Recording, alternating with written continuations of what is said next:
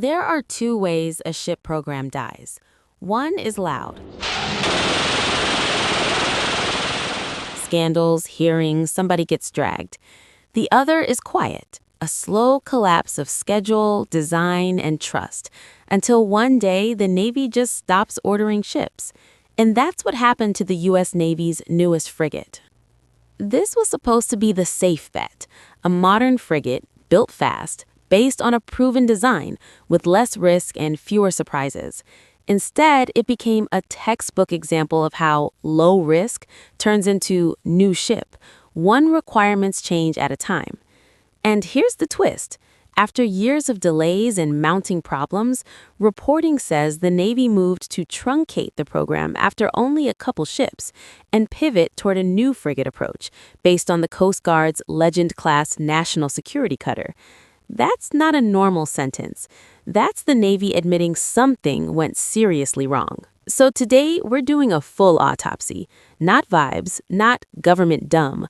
We're going to track the chain reaction, design instability, rework, schedule slips, cost pressure, credibility collapse. Because this isn't only a ship story, it's a system story. Let's set the mission. Frigates aren't the glamorous capital ships. They're the working-class hulls. Escort, patrol, anti-submarine warfare, protecting bigger ships, and showing presence when you don't want to burn a destroyer's life doing routine work. In fleet math, frigates are how you get more coverage without pretending destroyers are unlimited. So the Navy launches the new frigate program. The U.S. Navy wants a ship that can fight, but also be built at scale. And here comes the pitch that always sounds good in PowerPoint.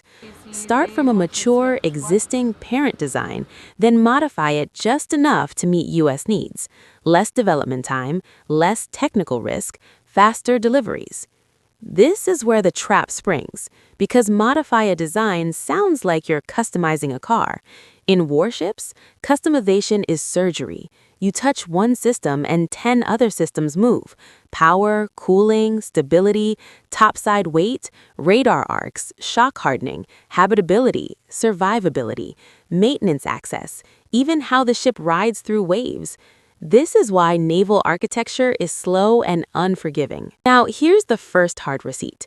The Government Accountability Office looked at the program and basically said the Navy undercut its own low-risk strategy by allowing construction to begin before the design was complete. In 1794, our nation faced many of the same maritime challenges that we see today. Great power competitors and non-state actors threatened our citizens, our prosperity, and our very way of life. So Congress authorized the construction of a new Navy. 6 heavy frigates strong enough to defeat all but the largest warships and fast enough to outrun the rest. Their investment paid off.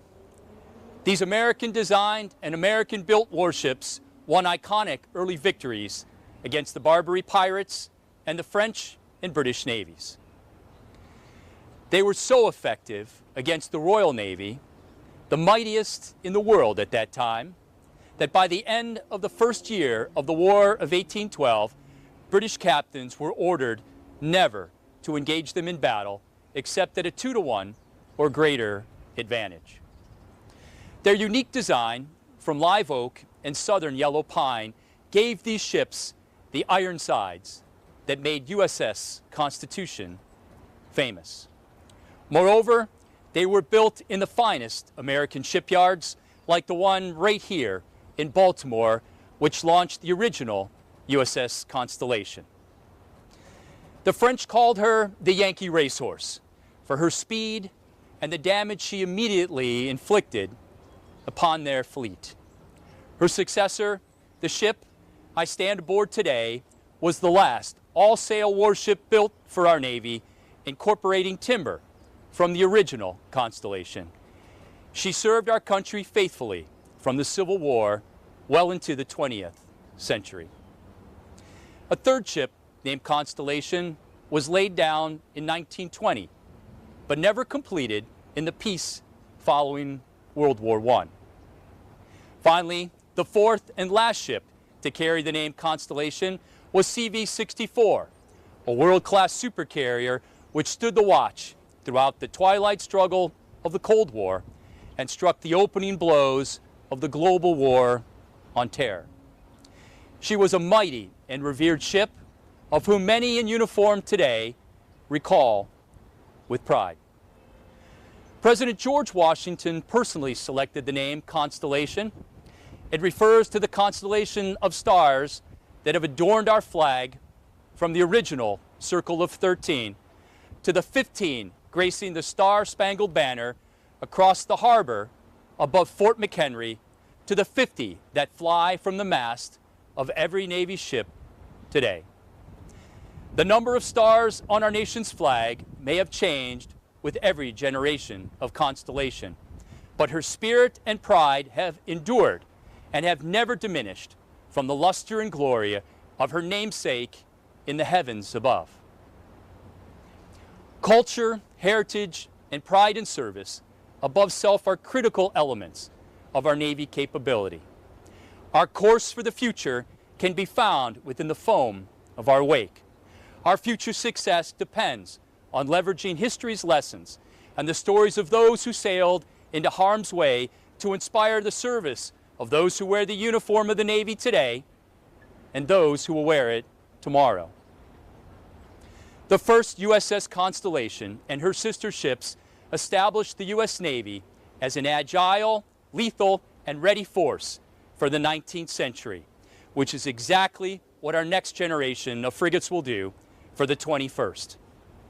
So today, it is my honor and privilege to announce that the new guided missile frigate, FFG-62, will carry on the name, honor, and legacy of USS Constellation. As the first in her class, these ships will now be known as the Constellation-class frigates, linking them directly to the original 6 frigates of our Navy and carrying on the traditions of our great service which have been passed down from generation to generation of our sailors. These ships will provide unmatched lethality, survivability, and capability in today's era of great power competition, just as their forebears did. Constellation-class frigates will be agile, multi-mission warships designed to provide combat, credible forward presence on the open ocean, as well as power projection ashore, again, just as the original 6 did 220 years ago. These frigates are the next generation of capable surface combatants with the ability to operate independently or as a part of a strike group, protecting other assets from air, surface, and subsurface threats. These ships were specifically highlighted yesterday in Secretary of Defense Esper's announcement of our future naval force study, advocating the production of substantial numbers of small multi-mission combatants like Constellation to distribute capability across the surface fleet. The sailors who serve aboard the advanced ships of the Constellation-class will operate the most cutting-edge and adaptable capabilities on Earth. They will carry on our mission around the globe to secure the sea lanes, stand by our allies, and protect our nation against all adversaries who threaten our way of life long into the future. So with grateful recognition to all who served on this ship, where I stand, and every other Constellation in our Navy's history, Godspeed to those who sail into harm's way, ensuring that America remains in 2020, as she did in 1800, the beacon of peace and liberty on Earth. I wish the future crews of this newest class of American frigate fair winds and following seas. That sounds technical, but it's deadly. Starting construction with an incomplete design is like pouring concrete while your architect is still moving walls around. You will pay twice, once to build it, and again to tear it out and rebuild it when the design changes. That's rework. Rework is where schedule goes to die. GAO's language is blunt. Because of major design challenges, construction on the first ship stalled and the Navy's forecast delivery slipped by years. And the detail that matters isn't years late, it's the reason. Persistent delays completing the design followed by compounding construction delays. That's the pattern. Now we hit the thing people don't respect enough: weight growth. Warships have margins, but not infinite ones. Every new requirement, more sensors, more cooling, different combat systems, tends to add weight, and weight has consequences: speed, range, fuel burn, stability, future upgrades, even service life. GAO flagged concerns like unplanned weight growth limiting service life. And here's the moment the proven design story breaks. At one point, the program talked about massive commonality with the parent design, numbers like 85%. But reporting cited in Congressional research said commonality fell to under 15%. That's not an adaptation anymore. That's a new ship wearing the parent design's name tag. Let me translate what 15% means in the real world. It means your supply chain isn't the same, your training pipeline isn't the same, your maintenance plan isn't the same. It means you don't get to borrow maturity from the parent ship. You're back in the land of first-of-class problems, except now you've already started cutting steel. This is the systems failure. The program wanted the speed of an existing design and the bespoke capabilities of a custom warship at the same time. Those two desires are enemies. Speed comes from discipline. Customization comes from time. And while all this is happening, the strategic clock is ticking.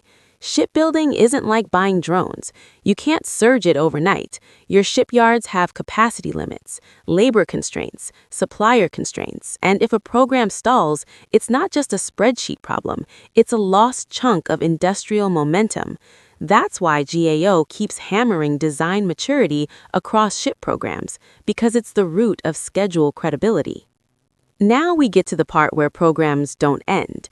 They get quietly reshaped. In late 2025, reporting described the Navy moving to truncate the Constellation program after only a couple ships were left under construction. That's a brutal sentence for any acquisition office. But the pivot is the real story. Instead of doubling down on a program that's slipping, the Navy starts pointing at something else, an American-built hull form that's already been produced, already been deployed, already been maintained: the Coast Guard's Legend-class national security cutter. In other words, stop chasing perfect. Build something you can deliver. That pivot is also a quiet admission of something deeper. Shipbuilding is a throughput game.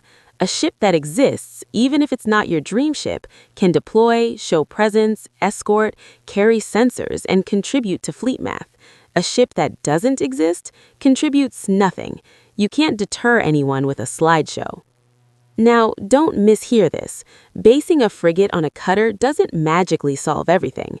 The Navy will still have to integrate combat systems, weapons, sensors, survivability features, and every one of those changes can reintroduce the same old demons.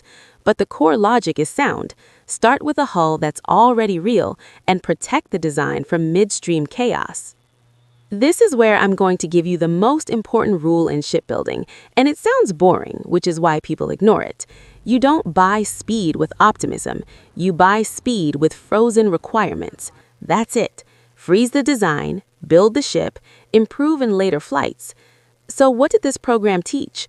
First, if you start construction before the design is mature, you are gambling your schedule against reality. Reality wins. Second, parent design is not a cheat code if your modifications destroy the shared DNA. And third, industrial capacity is strategic power. When a program stalls, it doesn't just waste money, it wastes time you can't buy back. The Constellation frigate didn't fail because frigates are useless. It failed because the system tried to go fast while behaving slow. And now the Navy is making a bet that discipline beats ambition. At least for the next cycle. Because in the end, the most advanced warship is the one that actually shows up.